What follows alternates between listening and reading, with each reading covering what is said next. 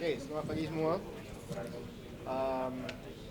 Pada hujung minggu lalu, Tan Sri Awan Seriga, Treasurer General Kementerian Kewangan, telah pun disoal sama ada memegang 20 jawatan pengarah di syarikat-syarikat kerajaan. Adakah perkara itu terlalu banyak syarikat? Adakah pemegangan jawatan tersebut wajar bagi beliau? Saya telah pun ada jawab kepada seorang wartawan bahawa masalah bukan pegawai kerajaan mengambil tempat ataupun jawatan pengarah syarikat kerajaan. Itu merupakan antara tanggungjawab mereka untuk menjaga status syarikat-syarikat kerajaan. Tapi apa yang penting adalah selepas mereka mengambil jawatan tersebut, adakah mereka hanya mengambil gaji buta ataupun mereka benar-benar menjalankan kerja untuk memantau syarikat tersebut. Dan antara contohnya ialah syarikat 1MDB. Dan dalam 1MDB ini, baru-baru ni kita dah tahu daripada kes saman US DOJ 2 bulan yang lalu bahawa perkara-perkara penyelewengan ataupun yang palsu telah pun berlaku. Ini termasuk perkara yang saya nak bangkit hari ini, iaitu bahawa pada tahun 2014, iaitu akaun yang telah pun pada masa itu disahkan oleh Deloitte Malaysia, bahawa 1MDB telah menebus pelaburan mereka daripada Cayman Islands sejumlah 1.22 bilion dolar Amerika Syarikat daripada sejumlah 3.2 bilion dolar. So 1.22 bilion sudah pun ditebus dan disahkan pada masa itu oleh Deloitte Malaysia. Awal tahun ni Deloitte telah pun menarik balik pengiktirafan akaun tersebut.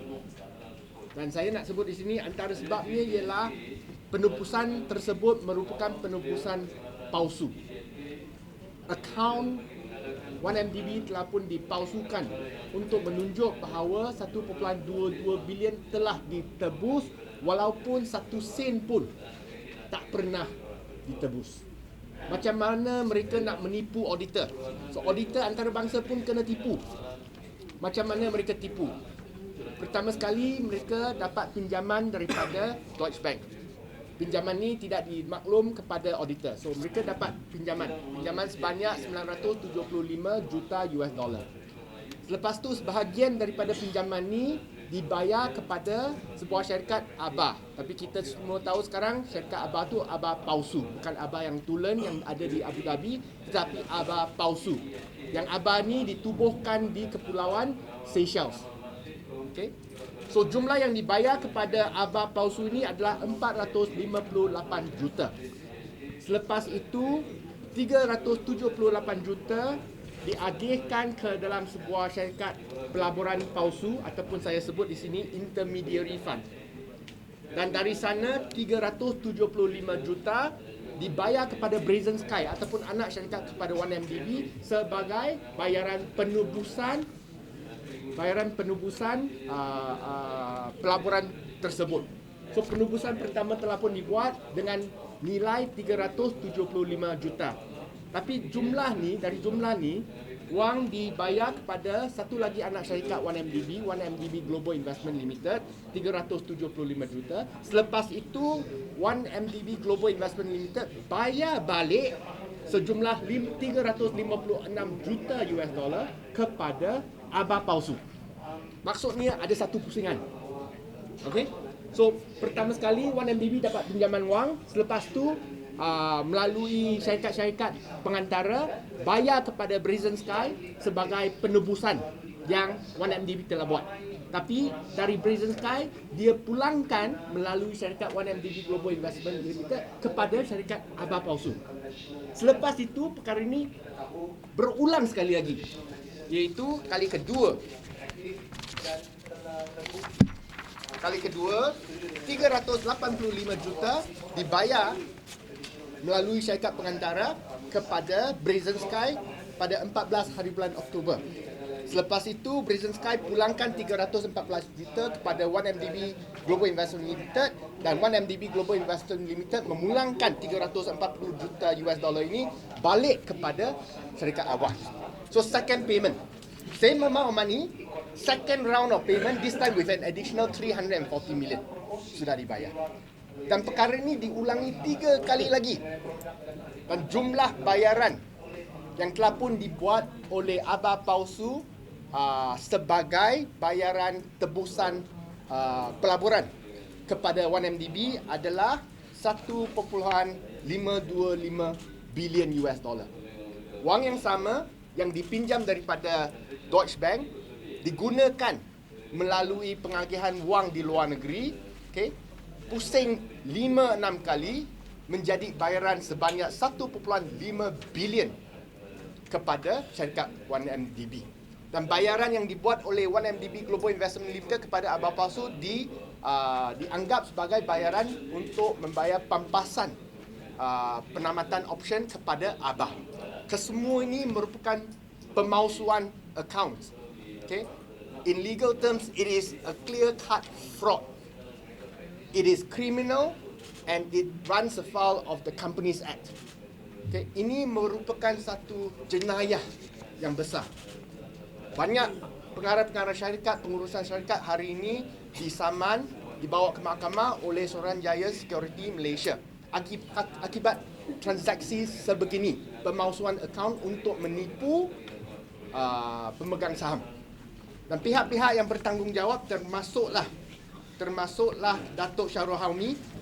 Datuk Syarul Hamid yang merupakan CEO yang pertama sekali menubuhkan ataupun membuat pelaburan ini di Cayman Islands. Selepas itu CEO Hazim, apa nama betul? Hazim Abdul Rahman, di mana beliau yang menguruskan transaksi round tripping ataupun macam Ponzi ini. Pusing, berikan gambaran palsu bahawa bayaran sebanyak 1.5 bilion telah pun dibuat. Dan juga CEO sekarang, Arul Kandar, yang menutup mata tentang perkara ini kerana dia tentu tahu transaksi-transaksi yang berlaku, tetapi dia datang ke PAC menjawab bahawa memang benar ada 1.5 bilion sudah dibayar. Okay? Jelas merupakan satu penipuan, pembohongan oleh CEO sekarang. So dengan ini saya nak rujukkan soalan ini kepada Tan Sri Ewan Seriga yang merupakan Bendahara Negara, Treasurer General dan juga pengurusi baru yang dilantik pada tahun lalu selepas lembaga pengarah yang dulu letak jawatan akibat skandal 1MDB. Adakah Tan Sri Ewan Seriga akan mempertahankan, menuntut keadilan bagi rakyat Malaysia, pembayar cukai, supaya pihak yang bertanggungjawab ke atas pemalsuan dan penipuan ini akan diambil tindakan sewajarnya? Ataupun Tan Sri Ewan Seriga akan seperti pengurusi yang lalu, Tan Sri Loh Kamaruddin dan juga Tan Sri Ismi Ismail, okay, yang terpaksa meletak jawatan dalam bahasa Melayu saya tak tahu macam mana nak sebut, in disgrace. Okay? Is he going to follow the previous board of directors' footsteps where he will be forced at some point in time to step down or be sacked in disgrace? So kita harap beliau akan mengambil tindakan yang sewajarnya. Saya tahu ini bukan salah dia. This is not his fault. It is not his doing. He wasn't involved in any of these transactions. But now that he is the chairman of 1MDB, he has to take action or discover the truth behind these transactions so that the people's interest can be upheld and prioritized. Okay, ada satu jadual yang di belakang yang merujuk kepada semua pengagihan wang yang telah pun berlaku dalam 1MDB untuk memberikan pemalsuan ataupun gambaran palsu wang yang masuk ke dalam 1MDB. Okay. Waktu siasatan PSC terhadap 1MDB, Arul Kandar dia tak explain pasal 1.23 bilion. waktu Arukanda PSC punya siasatan, ada dua dia tak Arukanda explain pasal 1.243 billion. Okey. Yang di semasa siasatan PAC ada dua perkara berlaku. Ada transaksi di mana beliau telah pun menjelaskan bahawa yang bayar 1.24 bilion tu adalah bayaran cagaran tambahan dan juga bayaran pampasan bagi option yang telah pun ditamatkan. Sebab yang teliti terperinci tidak diberikan. Kita minta tapi tak beri. Okey, mengapa kena bayar cagaran tambahan? Tak tahu. Dia hanya umumkan, maklumkan kepada PAC saja. Bila soalan ditimbulkan, tak ada jawapan. Bukan sahaja kita yang tanya, ahli parlimen PAC yang tanya, Ketua Audit Negara pun tanya. Tak ada jawapan. Itu nombor satu. Nombor dua, perkara ini tidak dapat disiasat ataupun dikemukakan semasa siasatan PAC dan Ketua Audit Negara kerana 1MDB enggan memberikan dokumen-dokumen bank bagi syarikat-syarikat di luar negeri kepada Ketua Audit Negara dan juga kepada PAC. Saya rasa ini sebabnya lah mengapa 1MDB tidak serahkan dokumen-dokumen bank statements kepada PAC dan juga Ketua Audit Negara, sebab memang ada transaksi-transaksi yang palsu, yang menipu dalam syarikat tersebut.